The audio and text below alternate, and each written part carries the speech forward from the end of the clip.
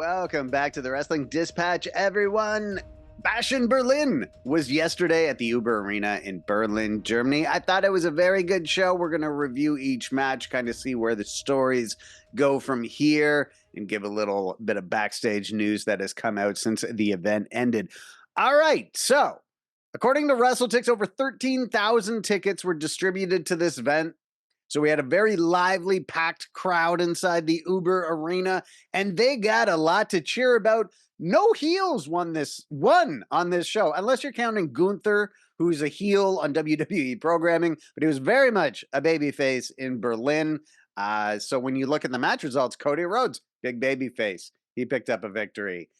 Jade Cargill and Bianca Belair, they're babyfaces, they picked up a victory. CM Punk, big baby face, except for in the AEW locker room. He picked up a win. And what else was on this show? There was one other match on the show. What am I forgetting? Oh, yeah.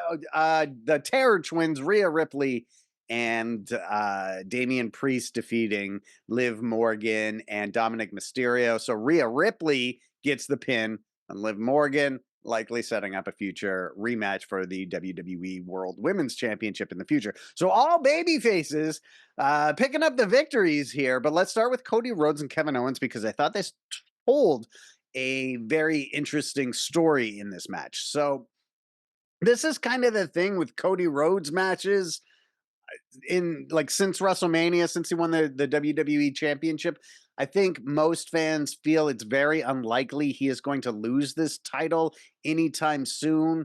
Certainly not until maybe The Rock and Roman Reigns are back in the mix for the championship.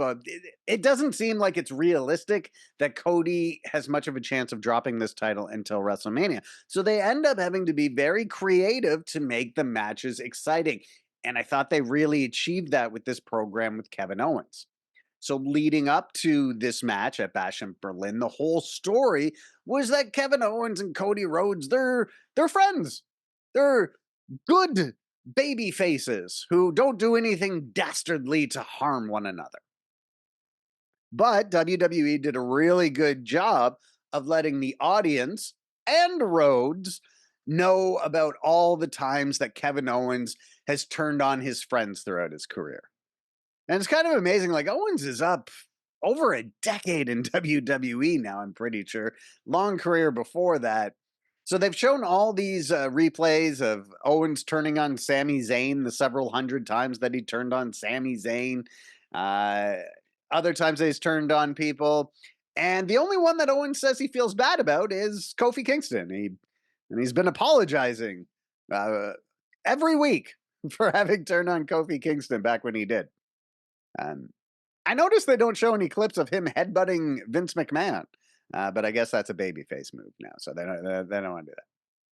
And then this idea of Kevin Owens having turned a new leaf, being a better person now, not being that same guy, that played heavily into this match. So they sort of had planted the seed that the real Kevin Owens, or the bad guy Kevin Owens, could pop up in this match, could do something dastardly to take the title from Cody Rhodes. And so then on the SmackDown on Friday night that was in Berlin before the pay-per-view, Owens revealed in a face-to-face segment that Rhodes is going into Bash in Berlin with an injured knee. Gonna take some coffee and just edit this little part out so it seems like I never stopped talking. Or I'll leave it in, and if I think that it's kind of funny to do that. So we'll see what happens, what I do. Did I leave it in? Are you hearing this part? Okay, so Owens reveals that Cody Rhodes has an injured knee. And then this plays into the story of the match in Berlin the next day, as it was late in the match before Rhodes was ever really favoring his knee. But commentary pointed out that Rhodes didn't go down to one knee in his during his entrance, which he normally does. A sign that perhaps his knee is injured and he doesn't want to go down to one knee because his knee is hurt. And this was something that Owens pointed out in the face-to-face segment as well, when Cody came out for their segment that he didn't go down to one knee either. So we know that we've gotten enough hints to know that the knee is a problem, that the knee is an issue, but it hasn't been super apparent in the match until it finally is. I can't remember what Rhodes did, but he just sort of like, I think he jumped up and came down on his leg and he started favoring his knee. So he's got his back to Owens. And Owens looks like he's going to chop block the knee, but he just can't do it. He's too much of a good guy. This is his friend, Cody Rhodes. He doesn't want to win the championship like that. He doesn't want to do that to his friend because he's a good guy. So Cody spills out to the floor. The referee's checking on him, checking on his knee. Owens comes around. Cody tells Owens, "I'm fine," and starts laying into him with forearms. And then Owens finally is like, okay, yeah, I can focus on the knee. So kicks him in the knee. Then he goes to give him the power bomb on the ring apron. What we've seen Owens do so many times before, be it to Sami Zayn, to John Cena. It's his big move that injures people. But he can't bring himself to do it. He can't bring himself to injure his good friend, Cody Rhodes. And this sort of story continues. And I love this because if we know that Cody's winning the match, like if we know the match result isn't in question, give us something else to be engaged with. And that's what they were doing here with this whole storyline of, will Owens turn on Rhodes? Will he not? So he can't bring himself to do the power bomb on the ring apron. We get back into the ring. It's not long later that Cody hits him with the crossroads, picks up the win. They went through a bunch of near falls and stuff first, but essentially the story of the match is that Owens didn't have that killer instinct we've seen him have in the past. He didn't have that sort of ruthless selfishness that would have allowed him to win the title by taking advantage of Rhodes' injury. So there's a little bit of doubt in the audience's head, like, oh, okay, well, if it was the old Kevin Owens, would he have won? Would he have beaten Cody Rhodes? And so that leads me to believe we might actually get that match, because they've put it in our heads now. Oh, well, how would that match have gone if it was the bad guy, Kevin Owens? And so an option for WWE, I don't know if they're going this route, an option for them would be for Owens and Rhodes to continue to be friends for a few weeks. They're having a good time, but that feeling in the back of Owens' head, that gnawing feeling that if he had just taken advantage of Rhodes' injury, he'd be champion right now. Maybe that like bitterness starts to build and grow within him, and he just can't take it anymore. And finally, he attacks Cody Rhodes and says, "I'm not going to make the same mistake again. I'm going to go into our match at Bad Blood, and I'm going to fuck up your knee royally," or something along those lines, so that even though we've seen Cody beat Owens before, this adds a new wrinkle to it. This is a different Owens that we're going to see. But that also might not be where WWE goes. Like that, this might have been the end of Owens versus Cody Rhodes. And because they were saying on commentary that, hey, Cody Rhodes needs all the help that he can get against the bloodline. So there's kind of two different ways that Cody Rhodes' story, the story of the WWE Championship, can move on from here. The one story that I just mentioned, Kevin Owens eventually finally turning on Rhodes, and then we get bad guy Owens versus Rhodes. Or the other thing is that we just move back into Cody versus the Bloodline, and Kevin Owens is his ally in that feud. We'll just have to wait and see, but I thought WWE did a great job with this match here at Bash in Berlin, giving us something to care about when we knew what the match result was going to be. So that takes us to the WWE Women's Tag Team title match, as Alba Fire and Isla Dawn defended against the former champions Jade Cargill and Bianca Belair. It was at Clash at the Castle in Glasgow a couple of months ago when Fire and Dawn won the titles from Cargill and Belair in a triple threat match. So this here is a chance for the former champions to regain the titles, and they did exactly that. So now heading into this match, I thought there was two different things that could have happened. One was exactly what did happen, which was Cargill and Belair won a straight tag team match with no interference, no shenanigans. They're just the better team, and they won a wrestling match. But the other option I thought was that we see some type of dissension between Cargill and Belair, some type of miscommunication that leads to Fire and Dawn retaining, and is the start of a rivalry between Belair and Cargill, which I have to imagine is the end game of this storyline here of them as a team. So they were asked in the post-event press conference about them inevitably wrestling each other.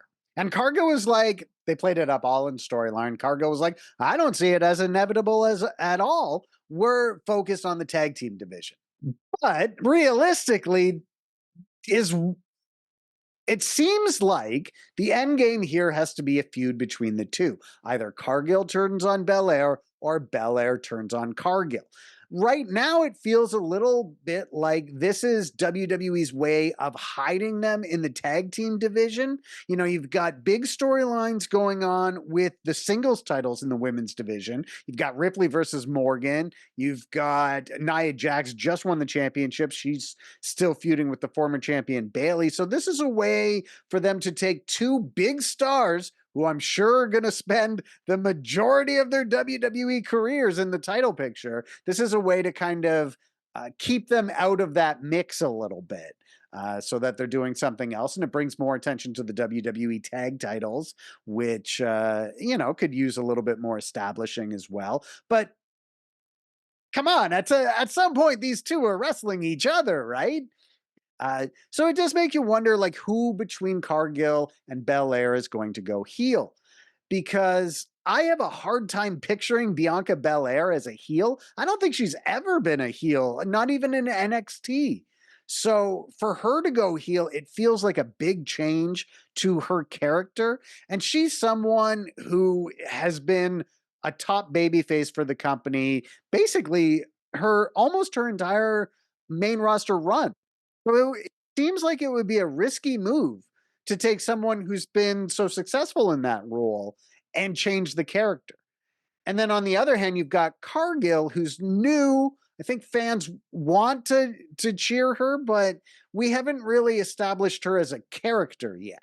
We don't, so I think it's more likely that Cargill turns on Belair rather than Belair turns on Cargill, and then Cargill moves into being a massive heel in the division. That seems likely, but I don't know that that's how WWE is going to do it. They might decide we want Belair to go heel. Of course, the other possibility is that neither one of them goes heel and they just sort of amicably stop being a tag team. But I'm not sure how likely that is. Then we move on to CM Punk versus Drew McIntyre in what was a surprisingly definitive finish to the match. Now, heading into this, there had been some reports that Punk and Drew McIntyre were sort of penciled in for a Hell in a Cell match at Bad Blood, but you wouldn't know it based on what happened in this match. And I'm kind of wondering if maybe they've decided not to continue this feud into Bad Blood. So, of course, the storyline here is all about Drew McIntyre has a bracelet with AJ Lee's and Larry, CM Punk's dog's name on it. And I think it's funny because whenever they're live and CM Punk talks about this storyline, he always mentions that Drew has a bracelet with his wife and his dog's name on it. But when they do like video packages for this angle, they always edit out Punk talking about his dog's name on the bracelet. Like they always like, he's got a bracelet with my wife's name on it. Like, well, no, live he said and dog too. So somewhere within the WWE system, there's someone who feels that Punk being motivated to defend the honor of his dog shouldn't be in this story. Hey man, I there's no greater motivation that dog owners have than defending their dog. So I disagree with whoever is editing out these comments about Larry in the WWE's video packages. So Punk versus Drew McIntyre, it's a four corners match, and they're doing the it's a strap match with the rules that's the first person to touch all four corners in succession. So Of course, we're getting like a very unique styled match. The very famous example of this style match was Eddie Guerrero versus Brock Lesnar. WWE No Way Out, when Eddie Guerrero won the WWE Championship. And so they did a lot of the same things that you'll see in these matches. Like Drew has Punk on his shoulders and he's walking around touching all the corners, but then as he walks by, Punk reaches out and grabs the turnbuckle, so he's touching all the turnbuckles too, but Drew doesn't realize it. But none of that really factored into the finish of the match. The finish of the match was very definitive. Punk gave Drew like 5 GTSs. He goes around, touches all the corners, touches the third corner. He's about to touch the fourth corner when he kind of has a realization. He's like, I don't think I'm done yet. Goes, picks up Drew McIntyre for another GTS, takes his bracelet off of Drew McIntyre's wrist, puts it on his hand, slaps the turnbuckle down, and he wins. Not only does he win the match, he got his bracelet back, which has been like which been a major part of this feud, despite the fact that some people really don't like that the bracelet has been a big part of this feud. But you know, so I am wondering if they have decided, like, okay, let's just end this angle now. And if you notice in the weeks leading up to this pay-per-view, the face-to-face segments, the promo segments with Punk and Drew McIntyre, it does feel like, okay, we're kind of approaching the point of diminishing returns in this storyline. It was really hot when they were going back and forth on social media, and Drew was saying all of these really funny things and alluding to Punk's problems backstage in AEW. That was awesome, but it did kind of feel like as we got closer to Bash in Berlin, we'd already seen them wrestle at SummerSlam, that maybe this is a 2 PLE feud instead of a 3 PLE feud.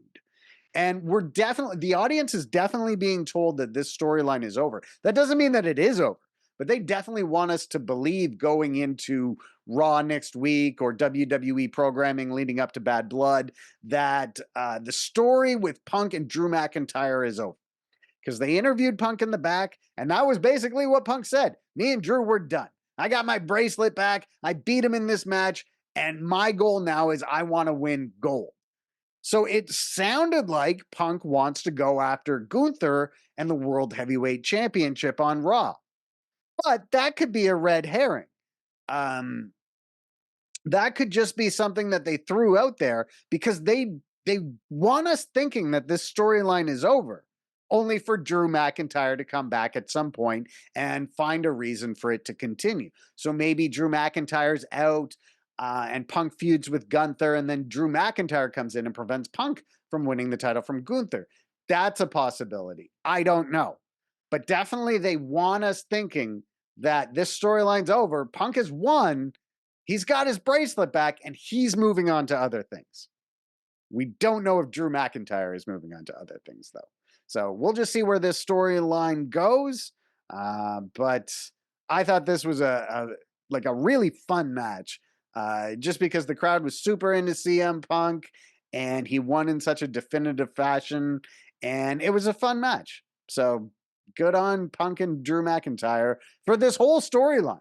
This whole storyline that's been playing out for close to 8 months now, since the Royal Rumble. It's 8 months and 2 matches this storyline has had, and it's been one of the top storylines in wrestling. But I think it might be over now. Maybe. It could be over. We'll see. Then the semi-main event was Dominic Mysterio and Liv Morgan against Damian Priest and Rhea Ripley, the Terror Twins, in a mixed tag. And you talk about hot storylines in WWE. I would argue that the hottest storyline in WWE over the last month, actually the last 2 months, for the last 2 PLEs, for SummerSlam and for Bash in Berlin, I think the hottest storyline in WWE, and obviously this is subjective, but in my subjective opinion, it feels like Liv Morgan and Rhea Ripley and Dominic and Damian, this is the hottest storyline in wrestling right now. And for Liv Morgan, I've said this a bunch of times, but for Liv Morgan, this storyline has taken her from an upper mid carder who's kind of in the mix for the titles. Obviously, she's a former champion before this storyline and had a big feud with Ronda Rousey. But at no point was her feud with Ronda Rousey ever the hottest program going on in wrestling. The program that she's in right now is. So everyone has stepped their game up a little bit here, but Morgan feels like she's done so more than the others. That this storyline has solidified Morgan as a top star. Not an upper mid card close to top star, along with Ripley. Dominic is kind of his own thing. Dominic and these massive heel reactions that he gets.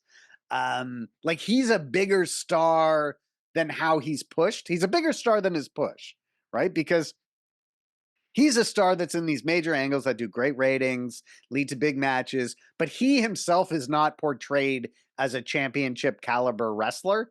He's definitely a championship caliber performer if you're looking at it through that lens and not like the lens of a fan who's kind of buying into the fictional sport that we're following, right? I mean, he won the NXT North American Championship, but he loses a lot. He loses most of his matches. So I thought the most likely result in this match was actually Damian Priest pinning Dominic Mysterio because that's the safest thing. Dominic doesn't get hurt by being beat by Dominic Mysterio. So you might as well do that. But they decided to do something a little riskier, but it makes sense from a storyline perspective. They had Ripley beat Morgan. So Ripley pinned Morgan to win the match for the Terror Twins. And this is coming off Morgan having pinned Ripley at SummerSlam. So this is now a reason to give us Morgan versus Ripley 2, maybe at Bash Blood or Bad Blood. And I got to tell you, I would really like to see these two in a Hell in a Cell match. And I think they set up a story where we could possibly get Ripley versus Morgan in a Hell in a Cell because this was the only match with a lot of interference in it. So Judgment Day interfered throughout the match. It didn't matter. The Terror Twins fought them off, but this would allow them to say, okay, well, Morgan only won at SummerSlam because of outside interference. We saw the Judgment Day try to run in during their match at Bash in Berlin. So let's put a cage around these guys and make sure that we keep Judgment Day out, which is not what the cage will do, but that's how they'll build that up. So I think that could be very, very cool. I don't know if Ripley wins that or not, though, because Ripley is obviously like a big star. She's your Goldberg, your Hulk Hogan, your John Cena of this division. She's freshly babyface, and everybody loves her. Nobody doesn't like Rhea Ripley. Who doesn't like Rhea Ripley? Never met someone who doesn't like Rhea Ripley. She's awesome. She's a top star. Morgan's your Ric Flair in this story. She's your dastardly heel that has manipulated the people around her to keep the title around her waist. I don't want Morgan to lose the title so soon. And I'd like to see them drag out Ripley versus Morgan as a storyline for as long as they can. It's sort of in the opposite way that we were saying about Punk versus Drew McIntyre may have run its course, and we've hit that sort of period of diminishing returns. That's not the case at all with Morgan and Ripley. Feels like this can just keep going until you start to notice even the slightest bit of audience fatigue to it. So we'll see. We'll see where it goes. I mean, we're definitely moving into Morgan versus Ripley. I don't know if we move into a singles match with Dominic versus Damian Priest, but that's a possibility. Now, in the hours that have passed since this show ended, an interview with Dominic came out. I think this was filmed before Bash in Berlin, but he was asked about a possible singles match between him and Ripley, and Dominic was kind of like, "Hey, I'd do it. I'd do it for sure, but I don't think WWE is gonna book it." And he said, let's just leave it at that and kind of move forward. So he said it in a way where I wouldn't be surprised if somebody has told him, hey, we just can't book you versus Ripley. And we did see in the match at Bash in Berlin, Ripley got her hands on Dominic, gave him some moves, and WWE will allow that. They'll allow women to beat up men, but they won't allow men to get any offense off of women. So it would be a very difficult match for them to book for that reason. Now, we saw Ripley has on multiple occasions on TV and again at Bash in Berlin, she's gone to give Dominic the Riptide, and Morgan has rescued Dominic just in time. So whatever the end of this feud is, this feud doesn't end until Ripley gives Dominic a Riptide. Maybe it's not in a match. Maybe it's in an angle. Maybe it's in another mixed tag. I don't know. But this feud doesn't finish until Ripley gives Dominic her finisher. I just don't know who comes out of this feud with the world title. I don't feel Ripley needs it. Morgan benefits from being champion more than Ripley does, but Ripley is also one of the top baby faces in the company. So, they're not going to be quick to have her lose. Finally, that brings us to the main event, which was essentially the Gunther appreciation party of a match. Oh, all right, let's just wait till I'm done burping, and then we'll really get into my thoughts on this match. Okay, so this match, in a way, it reminded me of Rhea Ripley beating Nia Jax in the main event of the Elimination Chamber in Australia. Not so much in the match, because it was very much with Ripley versus Nia Jax. That was designed in a way where it's like Ripley's the baby face. We have to put her up against a heel that one looks like she could give Ripley a big fight, and it also allowed for Ripley to do these power spots where she looks like this big, powerful superstar. Well, she is a big, powerful superstar. So, I mean, the way the match was designed was entirely different. But I mean, in the sense that they gave Gunther a clean win over a heavily pushed wrestler, Randy Orton, huge multi-time champion. Similar, Ripley beat Nia Jax. Nia Jax, of course, she's the champion now. So that was a big win for her as well. So this was really, in a way, saying, hey, we've got this guy. He's been around for a little bit, not as long as this person that they're wrestling. The person that they're wrestling has been around for a good chunk of time. They're established. That's the main thing. They're established as a world champion caliber wrestler. And they won clean. Gunther won this match clean, which was very important because, of course, when they wrestled in the semifinals of the King of the Ring, Randy Orton's shoulder appeared to be up on the pin. But here, there was no controversy. There was no room for this could there's no room for believing that this match could have gone a different way had something not happened. Like with Kevin Owens versus Cody Rhodes, where we're left wondering, well, if Kevin had taken advantage of the knee injury, would he be champion now? There's nothing like this with Gunther versus Randy Orton. This was straight. These guys had a fair, straight wrestling match, and Gunther won because he is the better wrestler. And they continued to tell this story after the match when Randy Orton shook Gunther's hand and then left the ring. That's like the universal symbol for, I acknowledge that you beat me fair and square. You're the better wrestler. You're the clear-cut champion. Go have your moment, celebrate. And I think this was a way for WWE to let the audience know this guy, Gunther, he's a top guy now. He's better than Randy Orton is. That's how good Gunther is. It was very important that they tell that story, especially because a lot of people feel the World Heavyweight Championship is a lesser title to the one that Cody Rhodes holds. I mean, Cody Rhodes is literally saying this is the undisputed WWE Championship. But Cody's never beaten Gunther. I mean, we saw Gunther lose to Sami Zayn, but that's it. That's like the only person we've ever seen Gunther lose to. So this really establishes Gunther as a very formidable champion and someone who it's going to be very hard to take the title off of. But mainly, this was a chance for the crowd in Berlin. Of course, Gunther's from Austria, but spent a lot of time in the German wrestling scene. This was a chance for them to give their guy his flowers. And who can argue against the idea that Gunther deserves a lot of flowers? And they also made room to make sure that Ludwig Kaiser got a role on the show introducing Gunther. And of course, Ludwig had answered LA Knight's US title open challenge on Friday the night before. He wasn't victorious, but at least WWE gave the German fans a chance to cheer for their guy. I would definitely argue that Ludwig is a guy you need to be bumping up in the ranks right now. I certainly wouldn't have thought it wouldn't have been a bad move for Ludwig to just beat LA Knight for the title. Maybe he cheats, maybe he does something underhanded, and it leads into a longer program with LA Knight.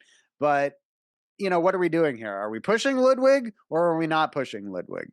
And he lost to Randy Orton on Raw. He lost to LA Knight on SmackDown. So, it feels like this is a guy they should be getting behind.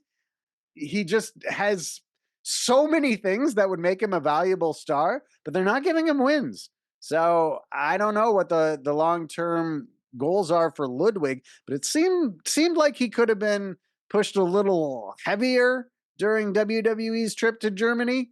We'll see. From all accounts, WWE recognizes that there's a lot of talent here with Ludwig. So we'll see where they go with him.